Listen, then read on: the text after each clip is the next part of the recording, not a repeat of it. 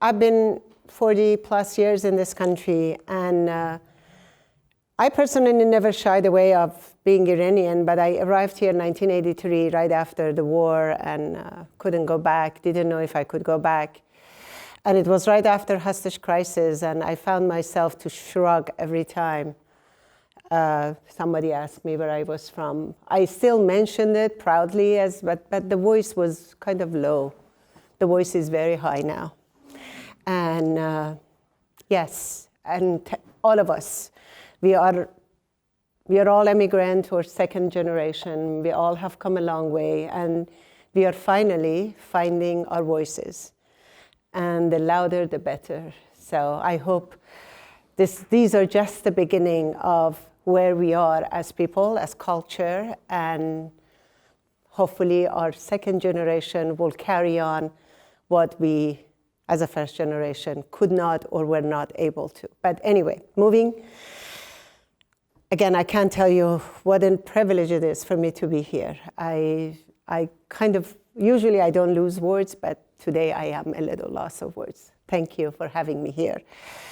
The title of why I chose this, Sarzamin Man, basically without this homeland, I wouldn't be here. I wouldn't have a voice. I didn't know who I was. Without cooking Iranian food, the food I know, without my restaurant, Sofreh, I wouldn't be this Nasim, who is standing in front of you, proudly carrying herself and saying, I am from not only Iran, I'm from Isfahan. I cooked all my life. I basically was surrounded with so many women of my generation, of my mother's generation, grandmother, aunts, cousins, uncles, neighbors, during war, before war, during oppression, during the time that we all had to wait online. Some of you may remember we had to, like, with a token, get a chicken or get an egg, but they always cooked and managed to feed the family. And I proudly can say I am who they are. And this book, it's ironic, it's a cookbook. Starts in English. In English, we write from left to right, in Farsi, reverse. The book starts with recipes and introduction and blah, blah, blah, blah. But only after the book was published, I realized that in Farsi, we write from the other side. So the book opens up with this chapter, which is Sarzamin Man. I just put a few pages for you just to see the beauty of who we are as people. We have these children that are African descent, and they live in Sistan, Baluchistan. All these photos were highly curated. We contacted at least 100 photographers, and between all their photos, that they were all like magical, we had to choose. They didn't give me more pages. The publisher would only give me a few pages. And I chose those pictures because I wanted this book to be my land, my homeland. And a little bit about Sofreh. As you can see, this is a flag in front of my restaurant. It only has the English name now. It started with just this beautiful calligraphy that we are all so proud of. And for me, calligraphy, food, miniature, carpet, these are all embedded into all of us, to our bodies, to our fabric of who we are. And then, of course, music and our poetry. But I couldn't do any of these, but I could do the calligraphy. And I started Sofreh by just having this massive flag. It's really large, hanging over my restaurant. And some people are like, what is that? And Sofreh, what does Sofreh mean? And then it gives me a platform to explain what Sofreh means. Sofreh, for all of us, of course, is a tablecloth. We set our food in it, but Sofreh Nowruz, Sofreh Aqd, Sofreh Nazr, Sofreh Shab Yalda. We have so many sofrehs that encompasses culture, community, tradition. But in every one of those sofreh, we have food in it. And there is sharing element with others, whether be it for Nazr or Hafsin or any of our sofrehs. So I chose this symbolic name, and I proudly hung it over Sofreh when we didn't have the restaurant. When we just had the permit, but it took me 6 years to build the restaurant. It literally, in addition of 25 years dreaming and talking about it, it took additional 6 years of fighting the city, go after every obstacle that they put in front of us. And so many times as I was getting older and older, and like I was 50 something, we got the building, I was 55, we had the permit, I am almost hitting 60 and I still don't have the restaurant. And how many times I nearly threw the towel. And I'm so glad I didn't, because I think there was one day that after many rejections, permits and all that, in New York City, it's very hard to have a restaurant for a small businesses. There was a day that we got a rejection from Landmark of something. I came home and I told my husband, that's it, we sell the building, I'm done, I can't take it anymore. And then that night I slept, and in the morning I woke up, and first thing I saw my face in the mirror. And I said to myself, I can't even look at that face now. How am I going to look at this face? And what answer do I have to tell Nasim 10 years from now that you were almost there, but you didn't? I had no answer. So I told my husband, change of plan. We are going to fight again. And as they say, I think universe is testing you until they realize that you're stronger than their plans, so they give up. The image that you see is the entrance of Sofreh, of the restaurant. You walk into this very minimalist, almost very simple, non-Iranian space.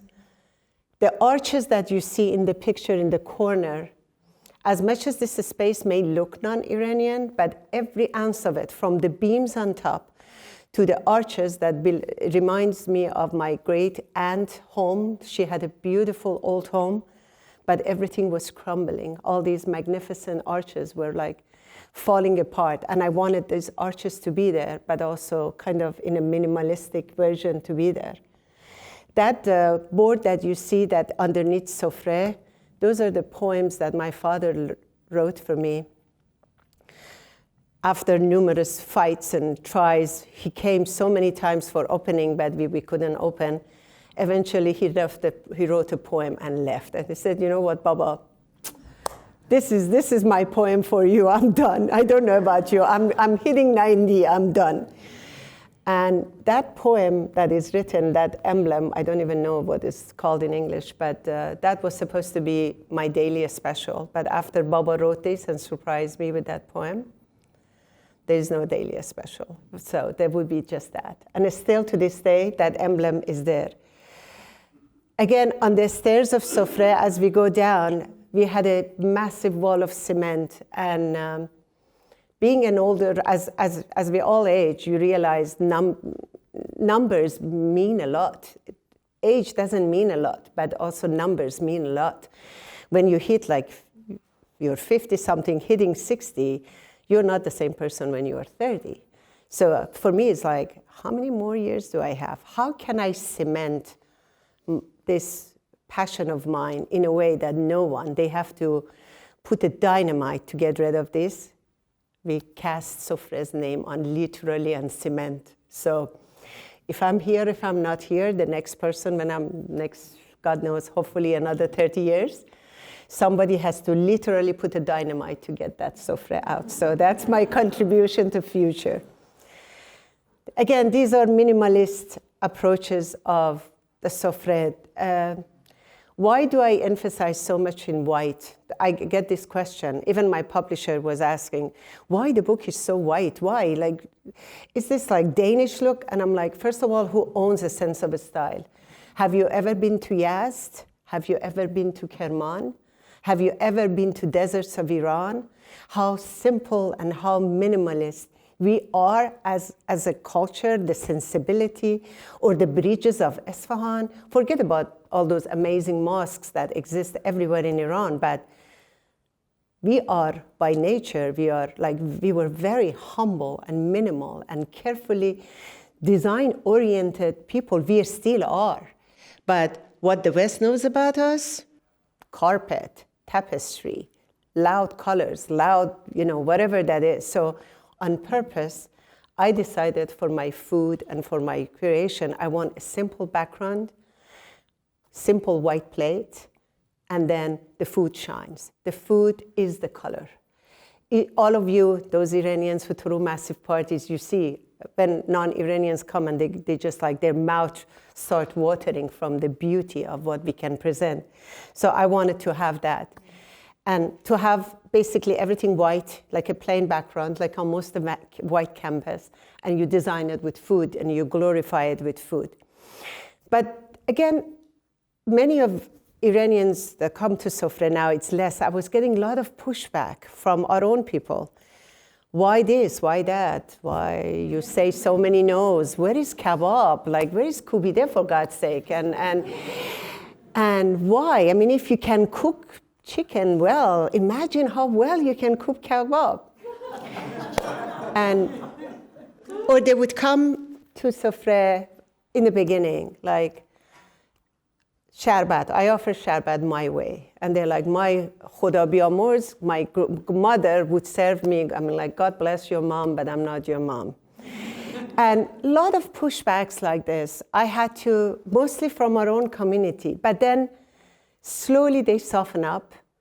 And the beauty started when their children who were working or studying or coming and being fascinated by this new voice, and then they would go and brag to their parents, and then the parents would come because their kids came, and then there wouldn't be any issue about the kebab or anything else. Why I don't do, somebody asked me the other day, why don't I offer some raw onion with sumac and butter on the floor? I'm like, wow, okay, that is, I love that too, but that's not Sofreh. But again, along the way of what has happened, and this is what basically my point of addressing this for what I'm trying to make sense for me as well as others. 40 plus years living in this country, I did all kinds of jobs, so many careers, many useless degrees, and you know we Iranians are very good in collecting them. And I came basically to understand that all of this Sofreh food has been an excuse for me to find a voice that is truly authentic to me, represents who me, and once I have that voice, I can create my community. Yes, we all have our amazing friends that we gather every New Year or every Thanksgiving or every Christmas, but that was limiting. For me, it was limiting. I needed a bigger community. I needed a community that I proudly or almost can shout who I am and present what I have to offer. And there was no other way but food. So food for me became a medium for this. For maybe a musician is her music, or for an artist is the painting, for a poet is the writing. But for me, food is the only language I knew. But I was searching for that community, and I didn't know until community really formed, until I'm like cooking all day, 15 hours a day, quick shower, go upstairs to be a host, because when I say upstairs, my kitchen is downstairs, and I'm always downstairs until service begins, and then I come up, hopefully presentable, sometimes not. I go up, and then I'm a host, and I greet people, and I make sure that they're okay. My guests are having food, and then people are eager. They talk to me. They know me. One day, I came out of Subway, like 7 a.m. Somebody said, "Hello, Chef Nasim," and I'm like, "Oh, chef," and I'm like, "Who's the chef here?" And they were like laughing. It's me. I found this community through food. And surprisingly, not just among my own people, which it's amazing to have anyways. We all love each other most of the time. But just total strangers. They come. Food has a universal language that everyone can relate to. And when it's given from heart, in Farsi we say, "Az del barad bar del neshinad." When you cook from heart, you receive from heart, and a heart of total strangers. And I found community that, again, I lived in New York City in that same apartment for 30 plus years, 41, 42 years of living in New York City. And only after opening Sofreh, I slowly began to develop, to find a community and to find my voice through that. And some of these dishes, as like one Iranian said, Khanum, what the hell you're doing with our beautiful tachin? You see, it's like, I just broke it into pieces. Thank you, but somebody just didn't appreciate my sense of like, we want to have fun. Like all tachins are so perfect and glossy and gorgeous. Let's just break it up and see how it is. And then we also have another version of it, perfectly glossy. But then I just put my hand and like, let's break it up. Because I also want less than perfection. And this is our khoresh qeime bademjun, that is my beloved, beloved food. I believe many of you agreeing with this. But this one, don't touch it, don't mess with it. Some dishes like fesenjun, let me see if I have the picture. I don't have, unfortunately, the picture, but some of our dishes are so iconic that they should not be touched. And if anybody messes with these foods, they're going to hear from me. Fesenjun, qorme sabzi, many are our dishes, ashreshte, and I can go on and on and on. And all of these dishes come from thousands of years of history being built up to where they are. And then they come in my hand, and I'm finally able to practice them. And with practicing these, I find my community and my voice. And then with that comes all kinds of like acknowledgement, and I'm shocked, like cooking for White House or cooking in Met Gala. When they called me, Marcus Samuelsson, when he called me, he first sent an email, his secretary or someone, that they want to talk to me, and I'm like, wow, that's scary. What does Marcus Samuelsson want from me? He's one of the biggest chefs in New York City, and finally we talk, and he says, this is Marcus, and I'm like, oh, of course, I know who you are. And it's like silence. He says, nice to meet you. I'm like, yeah, tell me, like just break it down. And then he says something like, we want you to be the chef at the Met Gala. And again, silence, and I'm like calculating in my hand, what did he just say? He says, do you know what Met Gala is? I said, yes, I do, except I don't understand what my role would be in there. Just like I'm shocked by this. And all of this happening one after another, and then James Beard.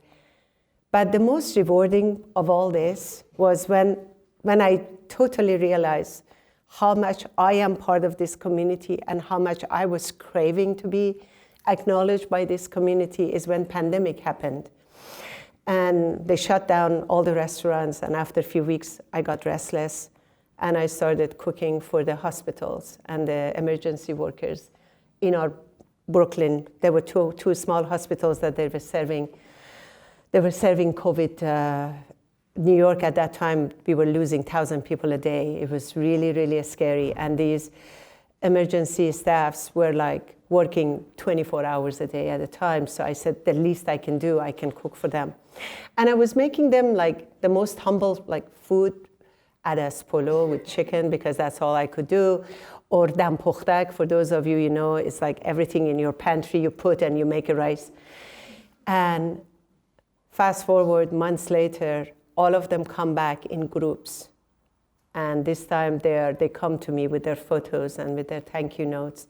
Somebody gave me his scrub as a gift, and telling me that those humble dam pukhtak meant for them during those days. So at times like this, yeah, of course I have a restaurant, I have a business to run, and sometimes things get very complicated and almost very sterile, and sometimes disconnected from people. But I don't want to do that. I don't want to ever miss an opportunity to think about, A, why I'm here. I'm here to represent my roots, my country, my people. I take that very, very seriously. And B, I have a need. My need is community. My need is to be part of this community that is home now. Whether I keep saying one day I'm going to go back, I'm still here. 40 plus years, I'm still here. And I will be here. I have my kids here. Probably I'll become grandmother one of these days, I hope. But But that voice needs an acknowledgement, and I'm so glad that I listened to that voice. And I just didn't stay, and I practiced basically that voice and translated. By the way, I just wanted you to see these things. These are 2 cocktails. And somebody wrote one of those reviews, how magnificent our cocktails are and how much training I possibly could have had as a cocktail person. I said, I don't even drink. I don't like alcohol. However, I come from a culture that has a huge tradition of sharbat. Sharbats are naturally refreshing, syrupy drinks that are either delicious and lovely or medicinal.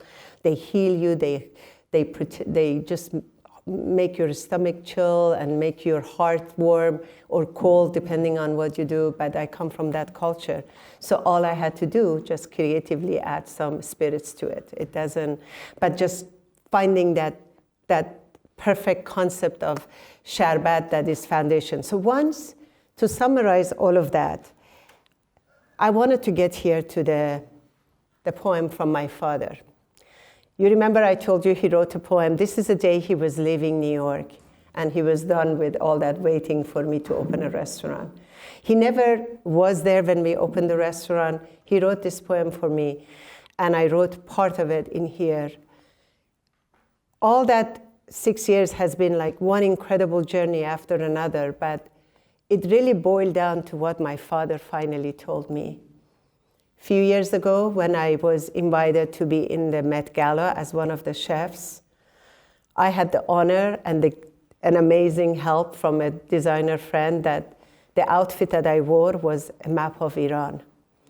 And I put that on my body, and I participated, because Met Gala is all about fashion and all that nonsense, but since it's about that, let's make a statement of it and wear my country literally on my body. And my father, who never watches anything or cares for any of these, he saw that outfit on, I think, BBC in Iran, and he called me the next day, and he called me Dukhtar Iran.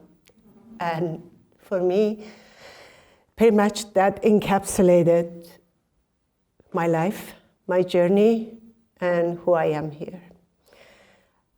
I guess I'm just at your service at this point. I'm done. Thank you so much.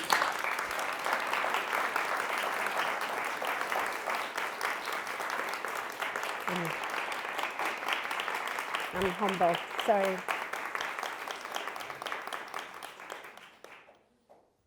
So I was wondering always, the food that is made by a chef has to be touched by a chef, has to be done by a chef.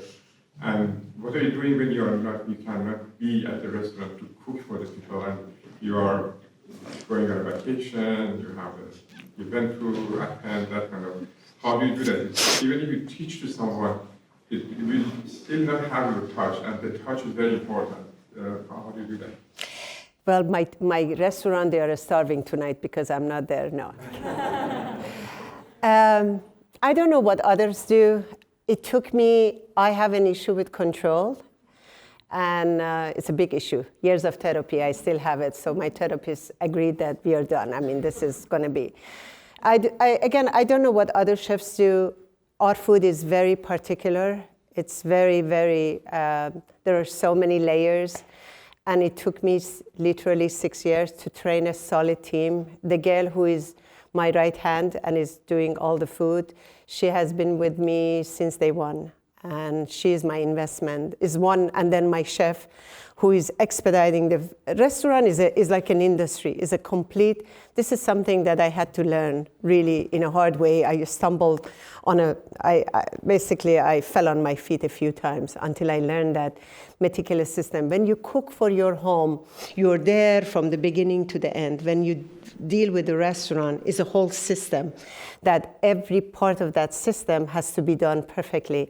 And each part, if they fail, the final outcome will be affected, especially the last part of it. The last part of all that sauces and ingredients are made together and comes at the time of service, and they all get put together. Let's give an example of Fesenjoon.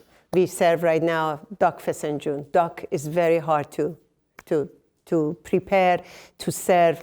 So if they cook the breast, they overcook it, no matter how beautiful the sauce is, how amazing the leg is, the temperature, everything. If they overcook the duck breast, basically I'm giving a rubber to my guests, literally. And if it's undercooked, it's a bloody red breast. So it's a fine line. And that is the difference between a very good restaurant that the chef is there day in, day out. It doesn't mean that has to touch the food, but has to control every aspect of the food. That's why I'm there from 8 in the morning till 9 p.m. almost every day. So one follow-up question. So are you afraid of, all the tricks and tweaks that you have in your food when you teach to someone else, they take it and go somewhere else? Well, they are all in this book, so it's too late for that. So please come and take it. No, from day one, I wanted to share. That's all I'm doing is sharing. I basically, what is the fear? If I am claiming to be a master, which I don't by all means, but I know what I'm doing. If what I'm doing dies with me, what's the point? What's the whole point? That's why I was so in rush to get this book out. Not just the book out not just for my kids. I had all these recipes written because it's all about passing on. Imagine everything, our culture. I wouldn't be here without the knowledge given to me by everybody generously, by my neighbors, cousins, aunts, uncles, parents. These are not mine. These are given to me, and I can only do a service if I pass them on as fast as possible. Time is short. I'm hitting 65, so I have to be very, very fast about this. My question was, what was your favorite thing to cook? My favorite thing to cook? Just close your ears. Ice cream. Persian ice cream. I can have that Persian ice cream every single day, and hopefully one day you come and try my ice cream. I love to cook all kinds of food, and I love to eat, but if I have to choose, it will be bastani akbar mashti every day.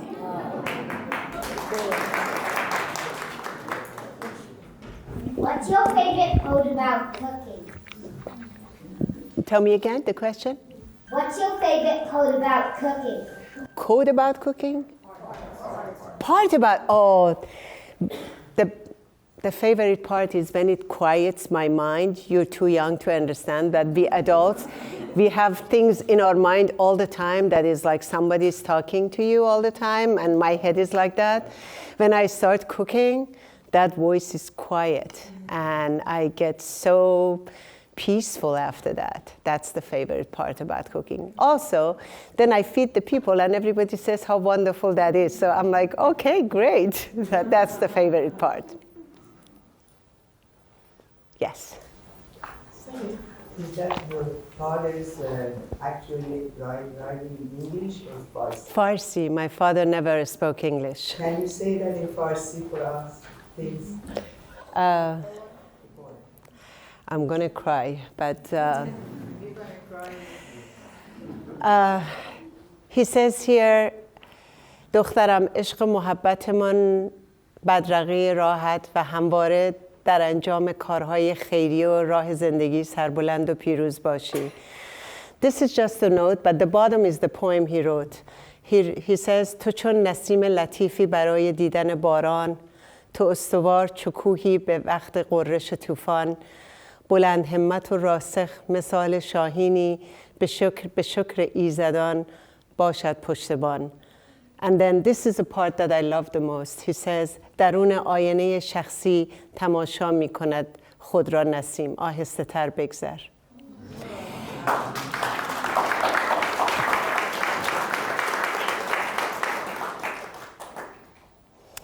One thing about my name means Nasim.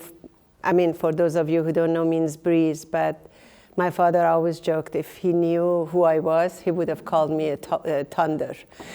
Because Nasim is not a service for that. So that's why he's reminding me to just slow down and just enjoy the moment, yeah. And I see it every day now. When I enter Sofreh, This is what I see now that he's not with us anymore. Is more than ever I'm reminded, not that I listen, but at least I'm reminded to slow down. Yes? So we haven't been lucky enough to be at your restaurant yet, hopefully soon. I was looking at some of the pictures of the dishes that you were showing, and it looked like a representation of some of the traditional ones. How do you go about deconstructing and reconstructing the flavors? For me, 99% of what I do is completely founded by our cultural cooking. If those of you who has anybody been to Sofreh? Oh, wow. Oh my goodness, a lot of you. You have tasted my food. It's traditional. But the presentation of it, I think I took it upon me to just simplify it and make it a little like a restaurant style.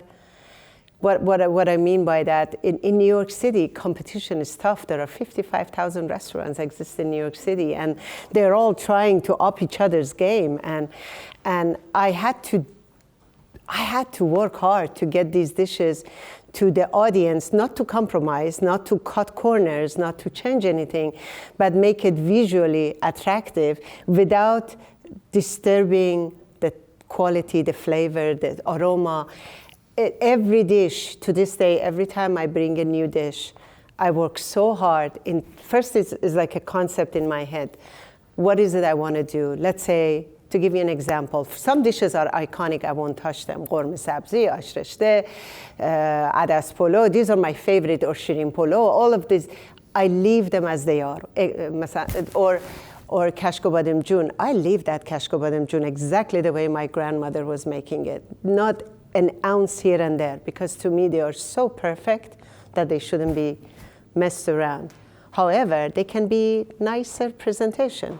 The same way when we all have guests, we spend a lot of time fussing over our tables when we have mehmuni. So I do the same, but in a restaurant style. Once in a while, I want to bring a dish or two to the menu that is not so traditional. But when it comes to that, I literally think months before a dish is born. Literally a month. I have a salad in Sofreh, it's tahini date salad. We don't have something like this in Iran. But I wanted a leafy green salad that people, when they sit down, they have something like cool and refreshing.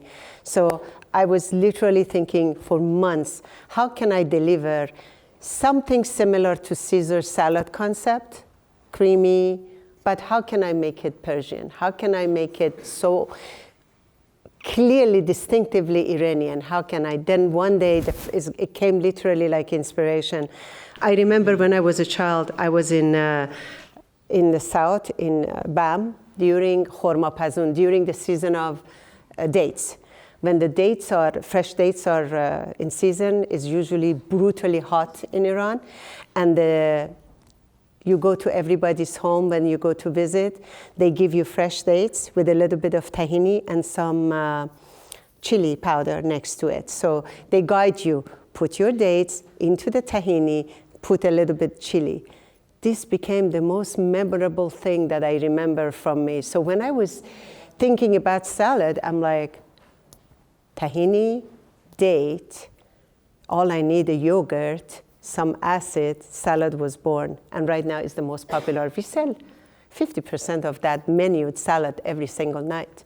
But it's Iranian by all means, and I can proudly claim it. My husband Googled it, he loves these things. He Googled, there is no tahini date salad anywhere in the world. So, so maybe we should, I don't know if I answered your question, but if I venture out of our traditional dishes, it's a lot of work for me before a dish is born. I don't take it lightly. I don't wake up one day and say, gee, I have a new dish, no. It's very serious. Hello. Hello. Yeah, I always was thinking that the Persian cuisine, Iranian cuisine, is really has not yet found his status in the world. In Italian, French, or in London, the Indian, Yep. Pakistani, they're all over, especially the English people, actually they don't have any cuisine themselves, so it was a space for them coming. But I was thinking that, where are we? With all this variety, tasteful design, which is really amazing. Probably you've seen that. And there's a CNN, I forgot the name of the guy, who came to Iran and he said that the best cuisine is Yeah. in the Iranian house. But now I see Sofreh in Brooklyn, in New York, in White House. This is just give me that hope that finally we are going to present a beautiful cuisine. And I myself, actually, I'm very newly recently started cooking, and my source is New York Times. New York Times has a very rich variety of food section, and I recently realized what was absurd.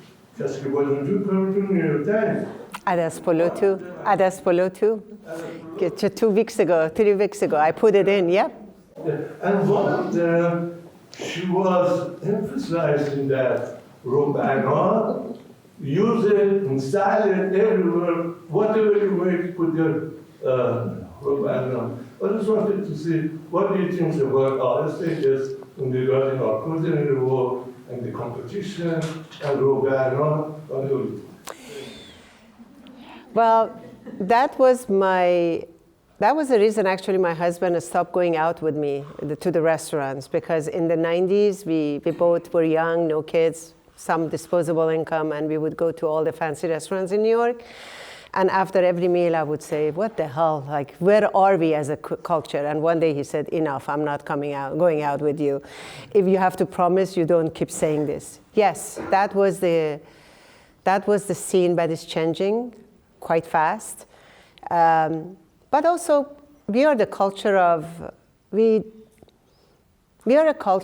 valuing آقای مهندس, آقای دکتر, all that. So how would you, not you, like if, not now that I'm doing this, if I were telling my mother I want to open a restaurant, she would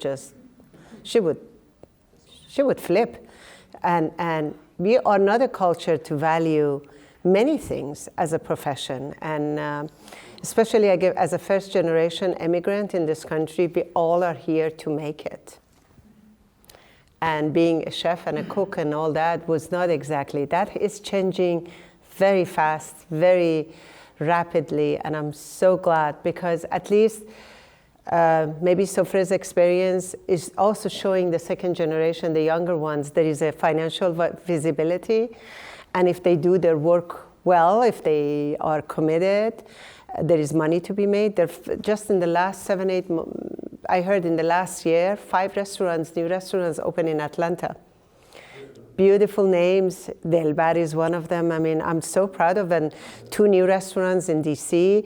There are already 4 restaurants in Brooklyn. And hopefully all these kebab houses in California, they change their mind and they do something better.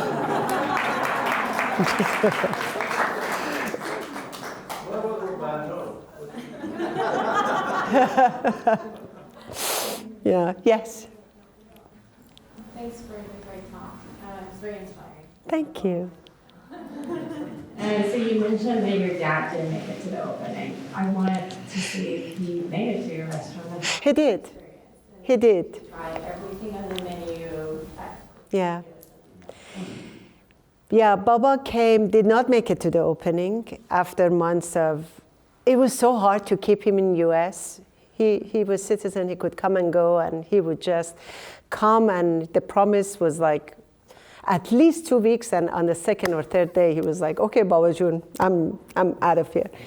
He did come to Sofreh, and twice actually after opening. And he's a very small eater, very humble. He was just a tiny, he would just nibble. But he would also exactly do what I do, and he would just sit and like to sit at the corner. I had a table for them reserved, and he was just watching people. And every night he would say the same thing, Baba Jun, این خارجی ها دوست دارن این غذا رو. And to him, that was the biggest joy. For me too. To this day, I'm still savoring of the look of my guests. Majority are non-Iranians, and they dig in, like they literally, like they just go for it. It's very, very gratifying.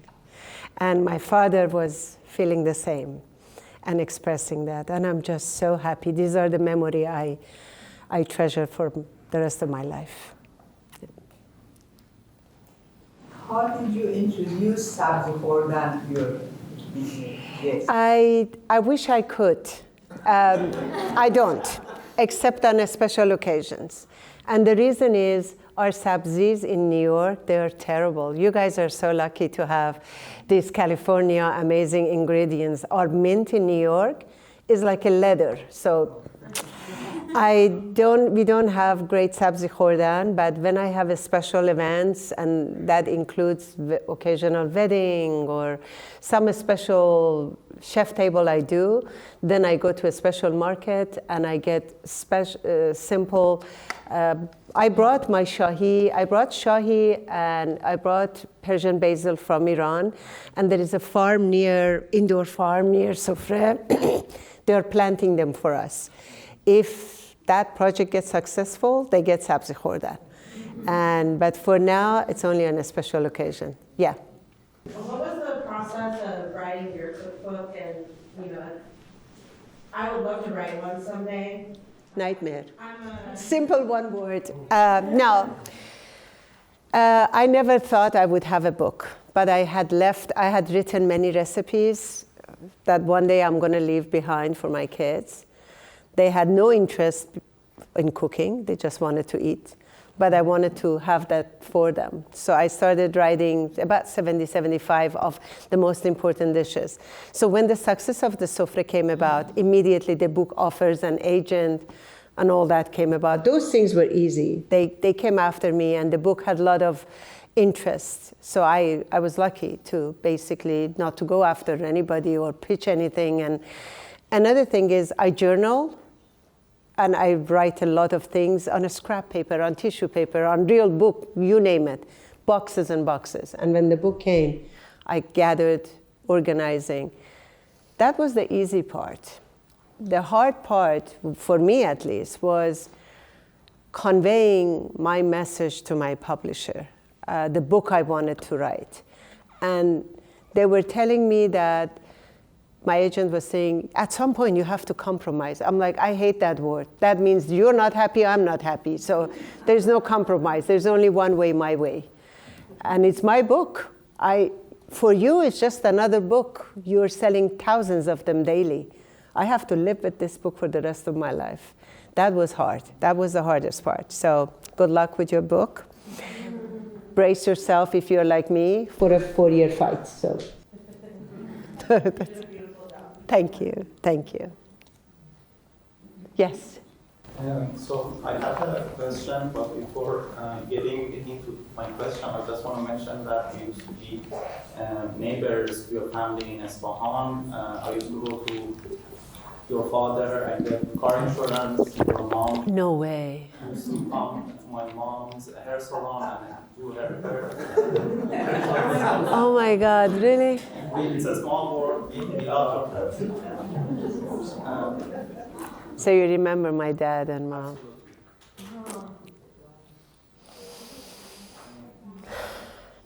So my question is that I'm not into cooking or that much, but I know you as well as Samin Nosrat are the two most famous authors in Persian cooking community.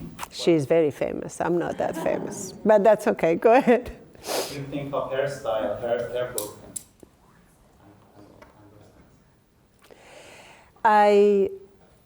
I respect Samin so much.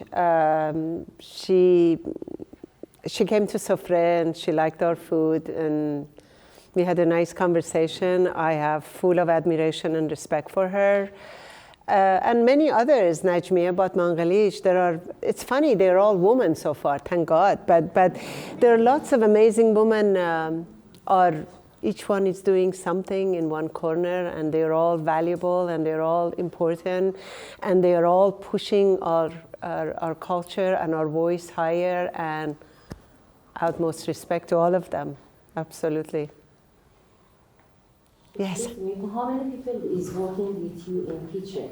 And they are Iranian or? None. No one is Iranian. No one. I have no Persian. No, actually I do. There is one lady. Her name is Roya, and I have to constantly. She is lovely, but I have to constantly tell her, one more time you say this word. Because everything I tell her, she says, I know. I'm like, no. Culturally, yes, we always know. We all know everything. But you know cooking, you don't know my cooking. And here, you just say one thing. And she was like, what? That was the first thing I told her. You say, yes, chef. And she said, yeah, but I know. I'm like, do you want this job or not? So anyway, I have 35 staff. Out of these 35, half of them are cooks. The other half are serving staff, managers, this and that. Out of those 14, about 20 cooks. My main core team, they are 10, and they have been with me for 5 to 6 years. I take care of them more than I take care of my kids, because my kids can live without, I can live without my kids. I cannot live without these 10 people, so yeah. And I'm not into teaching, you know, I would love to be able to be the kind of person who would say, let's work together, bring opportunity, hire Iranians. I do that, but they have to prove to me first that they are capable of being in my kitchen.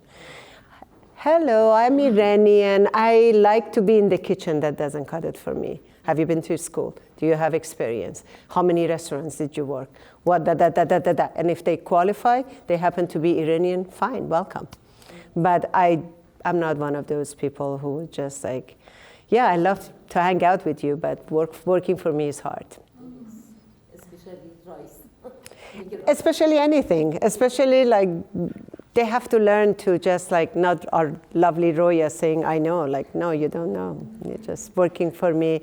Like any kind of professional setting, you basically know what you are asking people, and people have to rise to your occasion. And if they are not in that caliber, they should get there, and then I hire them, of course. But I don't make any privileges simply because they are Iranian or, no. I sounded like a terrible boss, but yeah, go ahead. It seems like you're not a fan of kebab.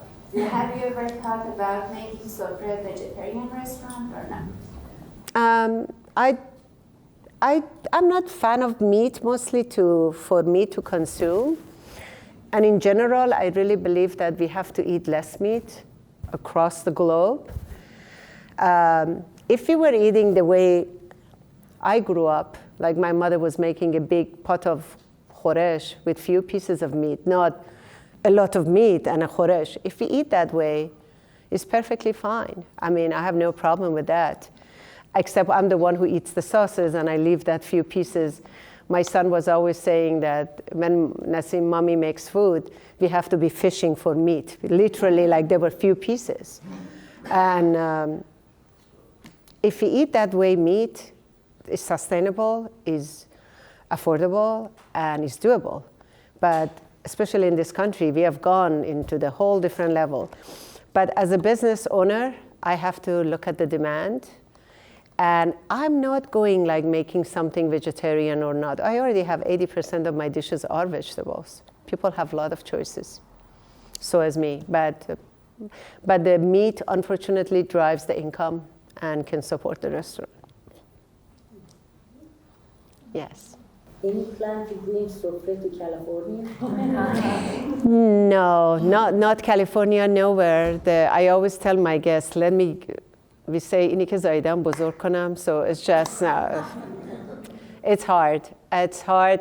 As the gentleman was saying, as is, for me to be away from my restaurant one night has been a challenge. Roma kept telling me, like, how about if I should come for 2 days? I'm like, 1 day, just pack it in 1 day, because that's all I can afford.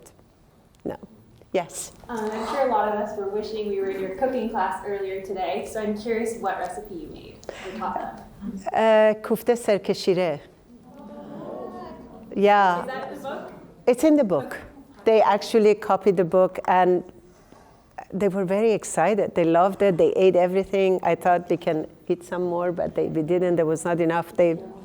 I think it was a good reception of the recipe. Okay, I'll have to try it. Yeah.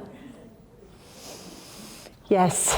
First of all, thank you for a great talk. My question is that what's the most common misconception about Iranian food by non-Iranians? They think we are Arabs. And I'm like, our food, they say, they're expecting, and Iranian restaurants are somewhat blamed for that. When you serve hummus and tabbouleh and I don't know what else in your menu, of course people get confused. And some Americans come like, you don't have hummus? I'm like, why should I? We are like Persians. And that's a huge misconception that they think our food and, or they come and say, or this word, I hate that word, Mediterranean restaurant. What the hell is that? Since when we are Mediterraneans? We are not.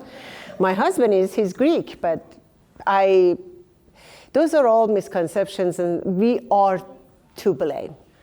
When we put the name Iranian and Iranian restaurant, I say Iranian, not Persian, because the political correctness is Iranian. And then I stick with Salat Shirazi and the way it should be. And then I serve ash reshteh. Then people are like, wow, we had no idea you have so many herbs. I mean, our food is based on herbs. Every khoresh we have, majority of our khoresh and our food has herbs. So yeah, and as a community, we have to at least food, I cannot talk about other things. We should give proper information starting, so next time you go to these kebabis, tell them what is hummus doing in your menu, get it out. Or what is that word, Mediterranean restaurant, what does that mean exactly? Fix that. And as customers, as clients, ask them to fix it. I do, every time I go to LA, I piss off someone, so.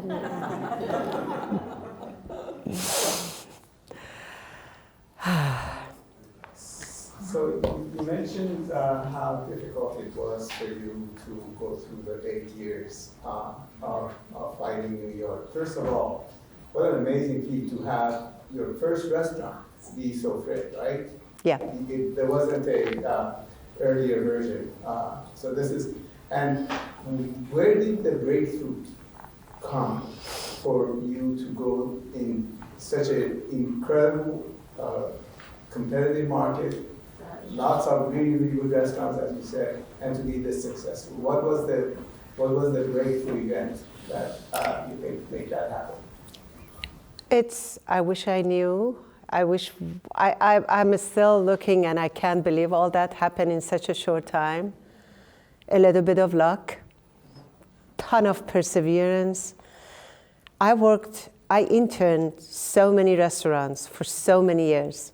For free, I was in the back corner doing something in somebody's restaurant, whoever let me in, not to learn cooking. I knew what nobody had to teach me about cooking, but running a restaurant is a whole different animal.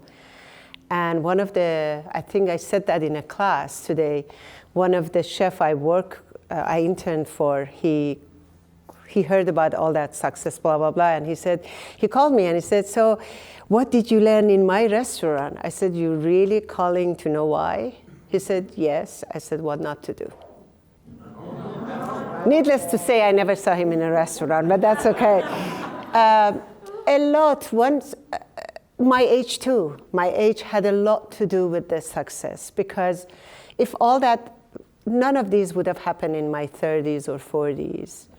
You build a thick skin, you build a philosophy in life, you build a character that you just have to answer to yourself.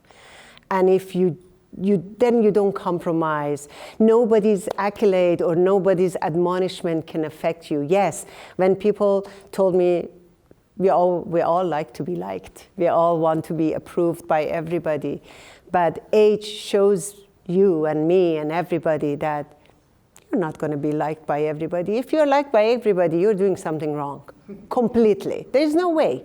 So once you say that to yourself, I just have to be staying in my course, do the right, don't call myself Mediterranean or things like that. But if I'm 30 years old and I have bills to pay and I have I'm desperate to make a name or dying to be famous, and then compromise and drawbacks and fallbacks will come to the picture. And when you're old, and old is wonderful actually. Old means wise. I see it as wise. When you're wise, you start seeing that you only have to answer to yourself, and you have one reputation, and that is you. Then you stay in a course. If it's received well, wonderful. If it doesn't, at the end of the day, is your thing. I got lucky. This is when I got lucky that what I did had an audience. And maybe I was a new kid in a block who maybe if I open something like Sofreh now, and it's not Sofreh, it's something else and someone else, people are like, come on, Sofreh already has done it. So maybe it helped that I was the first one who did this. But it also did not come easy. Since I was 29 years old, I said I'm going to have a restaurant one day. It happened at 59. Yeah. You talk your age, but you look 25. Thank you. Thank you so much. It doesn't, the age, I keep talking about it, mentioning it, because to me, A is a plus. It's who I am and what brought me here. And secondly, I want other women, this is such a youth-driven culture that after past certain age, you're obsolete. Like if I want to get a job, not now, for working for someone, you think any restaurant would hire me? No way. They would not hire me as a free intern in my 50s.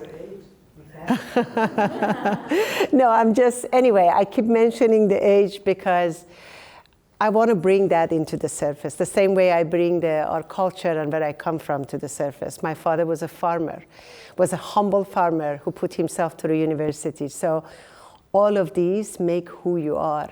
And the more you talk about it, the more you're proud of it. And it's wonderful, age or not age, but thank you. It always feels good to look younger.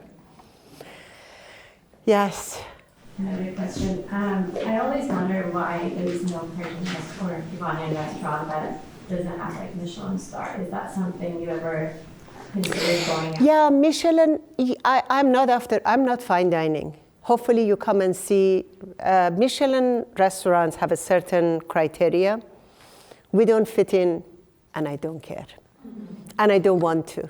Because if it's anything that is going to limit me, that hunk of lamb shank that you saw, did you see that amazing picture of a lamb shank?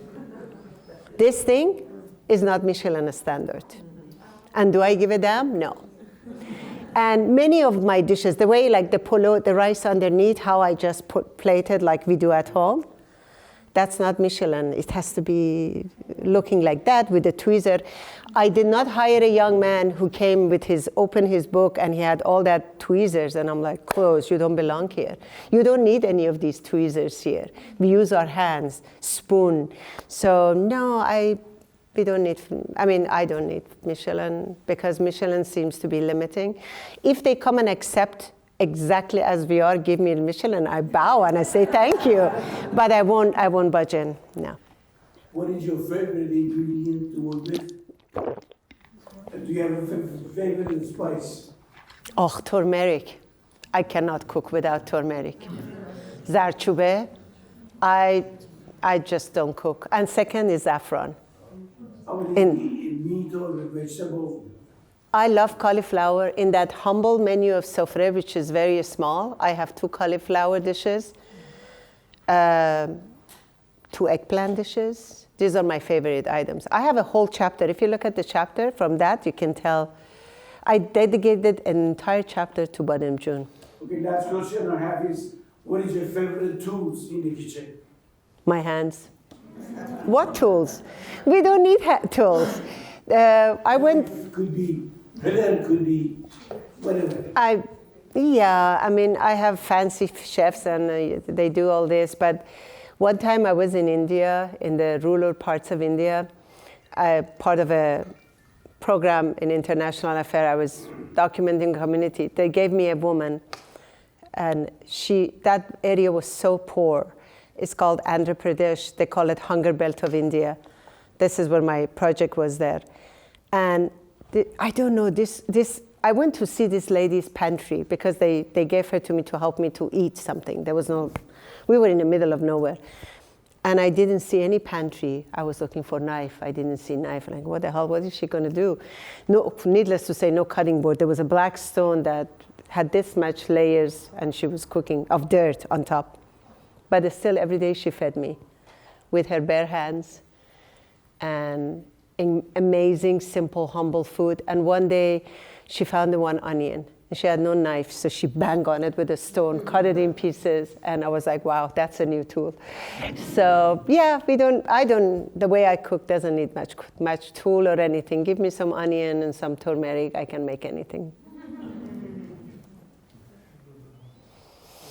Can you also say one of the reasons why it is not going mainstream is because it is complex and it's time consuming to make those foods. That's why it cannot go mainstream. You know what I mean? Could it be right? No. Yes and no. I was an active mother who served, fed kids and lots of middle school kids. I was not laboring over a stovetop. These days we have between the microwave and the oven and the pressure cooker and this and that, you can just do anything in magic. If one sets out to do what they want to do, those items are pointless. I think the reason our food is not mainstream is because people don't know. Simply, every kid today, non-Iranians who ate this meatball, I bet you they're curious to go and make it because it was a new flavor, new discovery, and everybody likes something new. Thai food is very complex and complicated, and in the 80s, Thai food was unknown. I don't know. I mean, they were just coming, and now it's mainstream. In every corner, you see how many Thai restaurants you see, and they're all not so good anyways. But that's a different...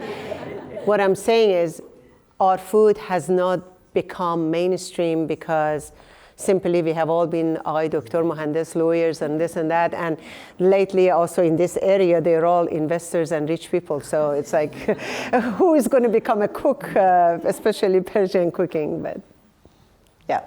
You said your husband's Greek. Do you mix any Greek knowledge in the Persian food? Yeah, I do. And it's really a joy to cook for Greeks who are pickier than us. If you think we keep saying everything's from Iran, Greeks, everything is, of course, everything. The world rolls around Greeks, including their food. And it's so gratifying when I cook for them and they eat it and they say, it's so much like Greek food, but better. And I'm like, that's like really scoring with the Greeks. So yeah, and it's great fun.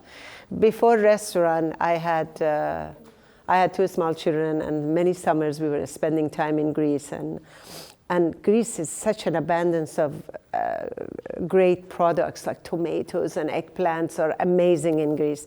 So I was like cooking all day, lunch and dinner, and cousins come, neighbors come, and I was just cooking and cooking. So I spent a lot of time cooking for Greeks, with Greeks, in the villages of my husband's family. Great fun. They have sophisticated palate because they're old culture, the great food, they love to eat, and they love to talk about it. We are so similar, except their food is so bland for us because they don't use the spices, we do. And they get so excited when our lamb tastes better than theirs, so.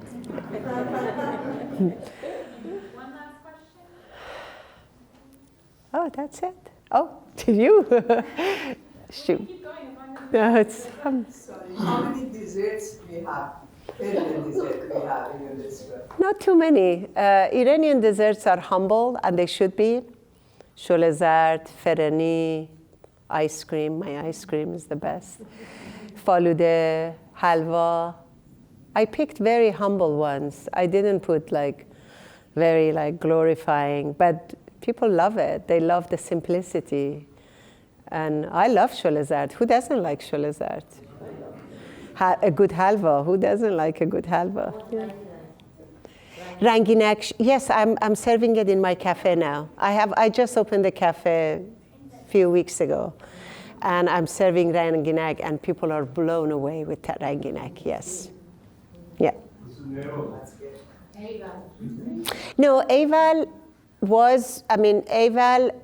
is my husband and I are investor, and the chef that cooks at Aval right now, he worked for me for several years. And eventually we agreed this was a plan. I had a whole plan for Aval, and now he's running it. But now I opened a cafe, it's called Sofreh Cafe, near the restaurant that just opened recently, a few weeks ago.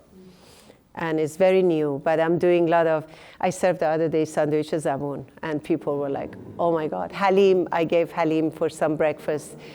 Halim Gusfand, it was very, very successful. Yeah. Thank you so much. My pleasure. Thank you. Thank you so much.